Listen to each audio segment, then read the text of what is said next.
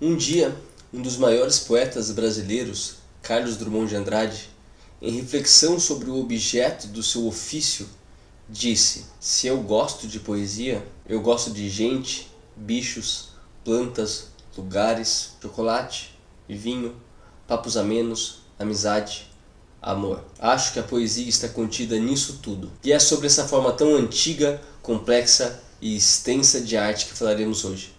Falaremos sobre a poesia.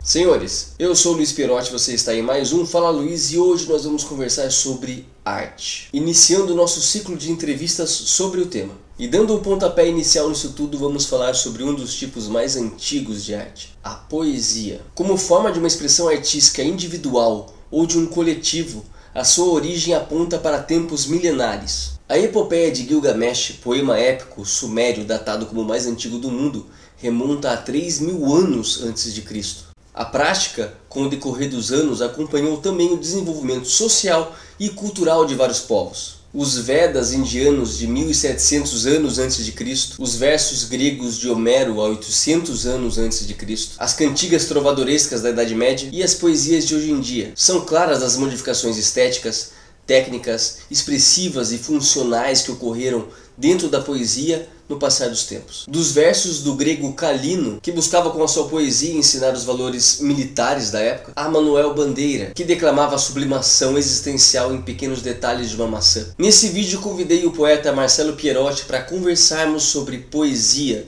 sobre o ofício do poeta e sobre a sua função. Eu espero que gostem do papo, que este seja produtivo, então confira aí. Por que a poesia, como a poesia é diferente da prosa? Em primeiro lugar, eu acho que é uma questão de linguagem, né? Você tem hoje em dia muita gente que gosta de prosa, que lê prosa, que consome a prosa e está acostumada com essa linguagem, uma linguagem mais corrente e tudo mais. Ela é uma linguagem que você tem mais acesso a ela, enquanto a poesia ela tem uma linguagem, a gente pode dizer assim, de uma forma bem pobre, que é uma linguagem mais cifrada. Ela segue outra lógica, ela segue analogias diferentes, né? Principalmente ela é bem análoga. Ela é bem diferente nesse sentido. Então, o que é a poesia? A gente pode colocar da forma simples: a poesia é um gênero literário, muitas vezes é feita em verso, muitas vezes ela rima, nem tanto hoje em dia, mas ela rima de vez em quando, ela tem sua literação, sua assonância, suas imagens, porém, principalmente, é uma forma de arte, é uma forma de literatura. Ela também, como qualquer outra forma de literatura, ela expressa uma ideia, ela expressa algo através de certa técnica, através de certo trabalho do autor em criar aquele negócio formalmente. Só que, como eu havia falado, ela muda na forma como ela é cifrada, vamos dizer assim. Ela fala de outra forma diferente da prosa. Uma forma que muitas vezes te faz redescobrir as coisas. A imagem te faz redescobrir as coisas às vezes. Eu acho que o Otávio Paz pegava um pouco disso, né? Você, através da imagem poética dessa coisa meio estranha, você consegue redescobrir o que aquelas palavras estão dizendo. É quase como um jogo.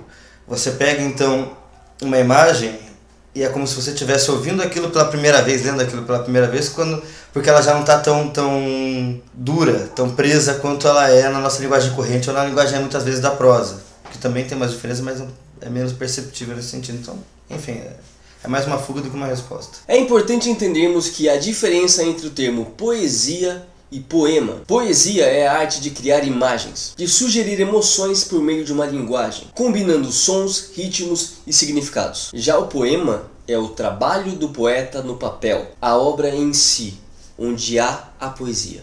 Nesse sentido, talvez eu possa discordar de algumas pessoas. Não creio que você possa dizer que qualquer tipo de arte seria apenas expressão de algo. Não seria apenas o sentir, né? Tipo, eu preciso botar para fora o que eu estou sentindo. Essa é uma visão bem simplista, nessa coisa romântica. É que nem aquele pessoal que até fala às vezes: nossa, você escreve poesia, você deve ser uma pessoa romântica. Como se escrever poesia fosse você escrever a sua cartinha de amor, só que em verso. E muitas vezes rimando, que é a imagem que essas pessoas têm.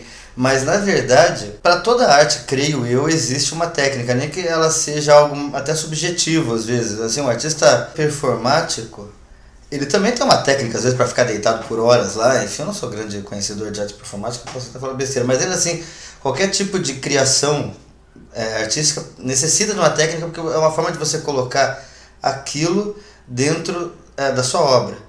Então, creio eu que a poesia demanda muita técnica. Para alguns mais, para alguns menos, para alguns de um certo tipo, para alguns de outro tipo.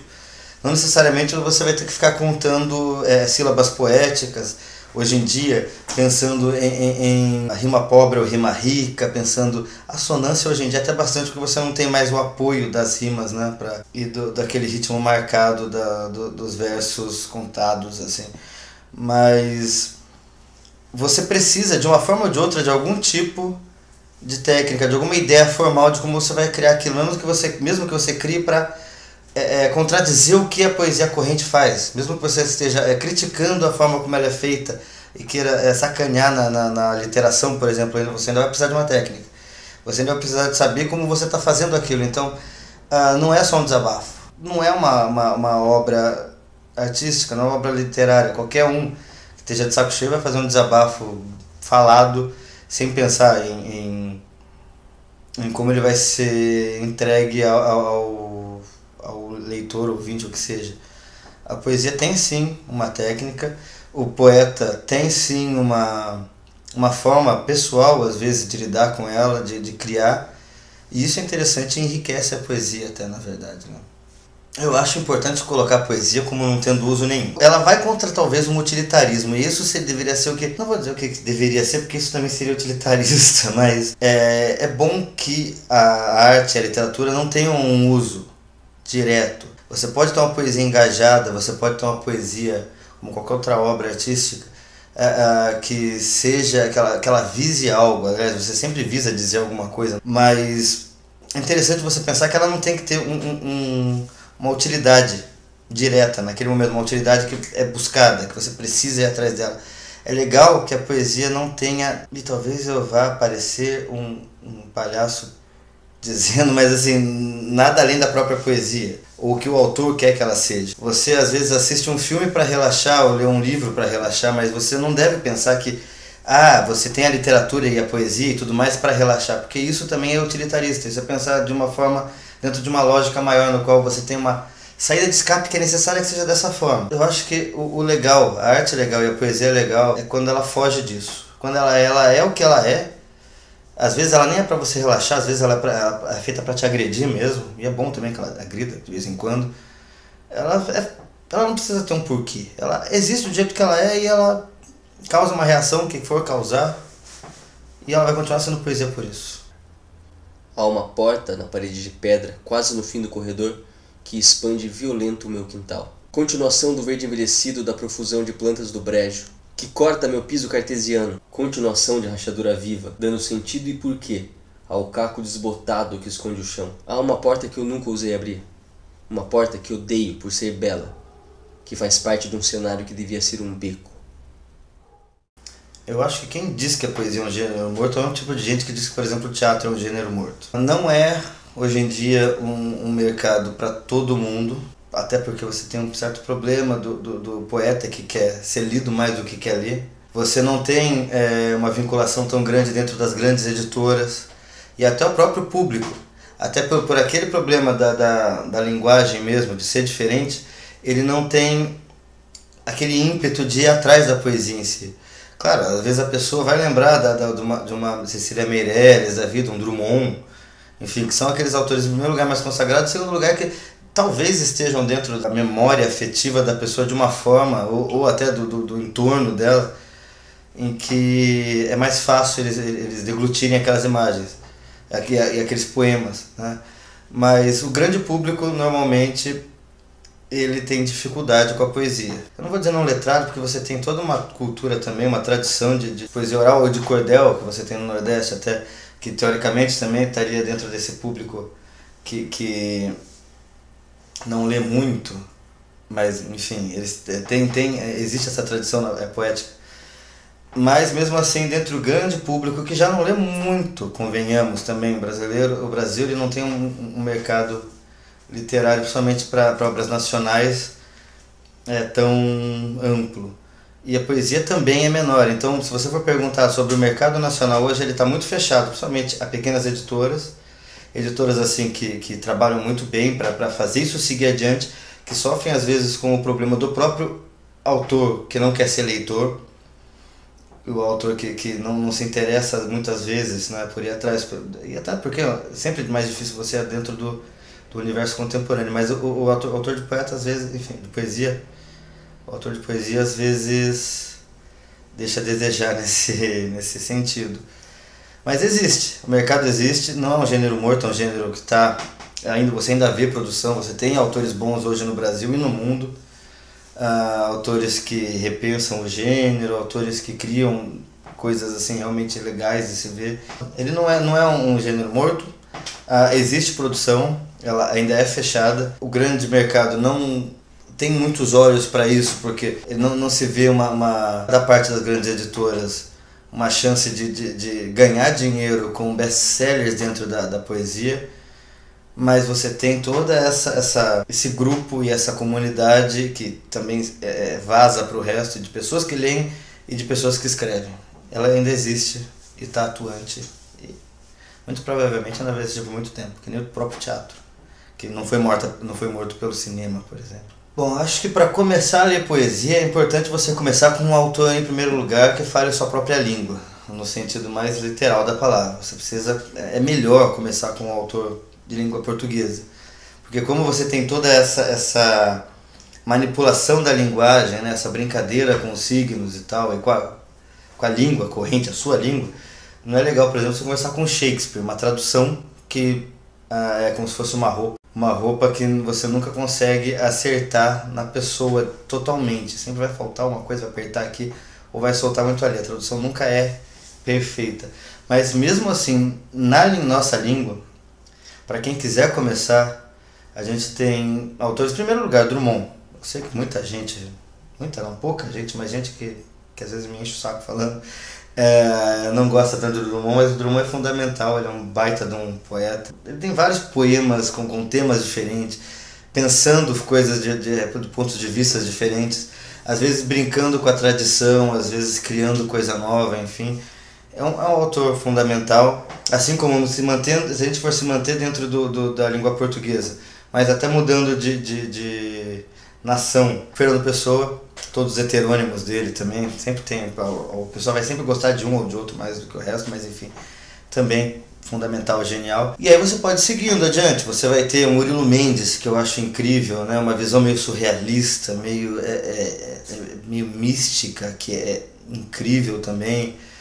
Aí você pode às vezes ir para, conforme você vai aprendendo a degustar, que se bem que o próprio Murilo Mendes é um pouco mais difícil, né? Porque ele bota mais aquela imagem quase onírica, assim.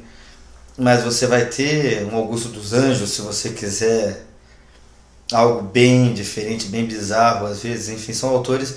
Cecília Meirelles, simples, fácil para se começar também, apesar de ótima, maravilhosa também. Enfim, teria uma infinidade de outros autores para dizer, desde os antigos e de Castro Alves para os mais contemporâneos, que a gente tem gente que está lançando hoje em dia mesmo, que é muito boa. João Cabral de Melo Neto eu deveria falar antes de qualquer outro de fora também, que aí é para quem até acredita que a poesia não tem técnica. E quando você vê o rigor desse cara, o rigor formal do João Cabral, é um negócio assim que, ao mesmo tempo que é assustador, é incrível. E aí você pode ir para fora, pode passar pelos europeus, os franceses, um Baudelaire, Verlaine, um Rimbaud, ou inglês com o próprio Shakespeare, o Milton, que já são autores mais complexos, e aí até pensar um pouco às vezes sobre como ele quis falar na linguagem original, ou não também, não existe uma regra para ser isso. Mas acho que com os nacionais dá para se começar bem e dá para se esbaldar bastante já. Marcelo, só aproveitando agora um pouco o que nós esperamos de uma entrevista, eu gostaria que depois dessas palavras que você transmitiu para a galera, você explicasse um pouquinho aí quem é você, onde podem te encontrar, quais são os seus livros e informações sobre o seu trabalho como poeta, para que os espectadores aí te conhecessem. Meu nome é Marcelo Pierotti, eu escrevo obviamente, poesia. Eu tenho um livro até o momento lançado, o Domingo no Matadouro, que, para você pensar um pouquinho sobre a atmosfera dele, eu até acho que poderia também ser chamado de Poemas de Quarto de Pensão, né? Que todo ele tem essa ideia. Foi lançado em 2013 pela editora Patois, uma baita editora também no meio da poesia hoje contemporânea. É difícil até falar desde quando a gente escreve. Enfim, mas eu tenho além dele um livro que vai ser lançado, creio eu, para esse ano, Cínico, um livro um pouco mais agressivo talvez, mas eu nem pretendo falar muito sobre ele então já. Tenho alguns trabalhos publicados em revistas literárias, tenho na Malarmagens, tenho na Escamandro. O próprio Domingo no Matadouro da Patois foi contemplado em 2013 como o PROAC, né, da Secretaria de Cultura do Estado de São Paulo. Dentro de uma coleção, na verdade a coleção foi contemplada, a coleção Patuscada. São vários autores de poesia que foram lançados aquele ano dentro dessa coleção, foi um projeto bem da hora. Esse próximo livro também vai sair pela Patois, provavelmente, se o mundo não acabar antes, que eu acho que não, porque a gente não tem por que isso acontecer. Mas é isso. Tive um poema naquela exposição Poesia Hoje, essa última no Rio de Janeiro, e vamos escrevendo, né? E lendo. Senhores, este foi o vídeo de hoje, eu espero que vocês tenham gostado. Comentem, mande mensagens, mande indicações de tema. Afinal, estamos aqui para proporcionar essa conversa, essa discussão e esse aprendizado mútuo, certo? Semana que vem tem outro vídeo, outro tema, mas o mesmo rapaz aqui falando com vocês, ok? A gente se vê lá, até mais, tchau, tchau. Quem tiver interessado também em poesia, vá no site da Patois, no site às vezes da Córrego, no site da Penalux, que são dentre tantas outras editoras brasileiras de poesia com autores contemporâneos, e procure por lá, dê uma olhada no que os caras escrevem, dê uma olhada em todos os autores e veja o que gosta mais e realmente consuma essa poesia contemporânea, né? Que é um negócio que eu acho que só tem a engrandecer, assim, a somar a nossa cena contemporânea. Pronto, acho que é importante dizer isso.